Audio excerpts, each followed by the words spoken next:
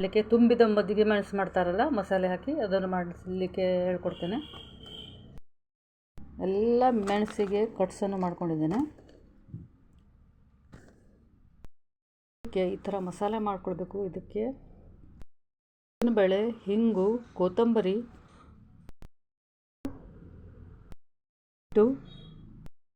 ಹಾಕ್ಕೊಳ್ಬೇಕಾಗ್ತದೆ. ಇದನ್ನು ಮಿಶ್ರಣವನ್ನು ಮಾಡ್ಕೊಳ್ಬೇಕು, ಮಿಕ್ಸ್ ಮಾಡ್ಕೊಳ್ಬೇಕು. ಸ್ವಲ್ಪ ನೀವು ಮಜ್ಜಿಗೆ ಹಾಕಿದ್ರೂ ಅಡ್ಡಿಲ್ಲ, ದಹಿ ಆ್ಯಡ್ ಮಾಡಿದ್ರೂ ಅಡ್ಡಿಲ್ಲ. ಉಪ್ಪನ್ನು ಹಾಕ್ಕೊಳ್ಬೇಕು.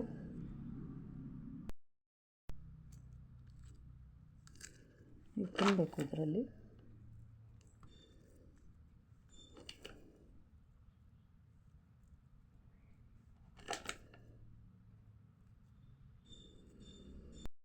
ಹೀಗೆ ಸೈಡಿಗೂ ಕೂಡ ಸ್ವಲ್ಪ ಹೀಗೆ ಮಾಡ್ಕೊಳ್ಬೇಕು.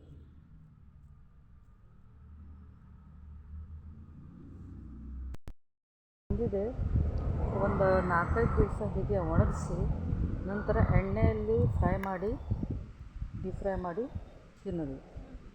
ಮಜ್ಜಿಗೆ ಮೆಣಸು, ಮಸಾಲೆ ಮೆಣಸು ರೆಡಿಯಾಗಿದೆ.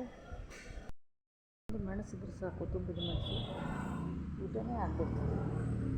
ನೀವು ಕೂಡ ಮಾಡಿ ನೋಡಿ, ಅಭಿಪ್ರಾಯ ತಿಳಿಸಿ. ಬಾಯ್.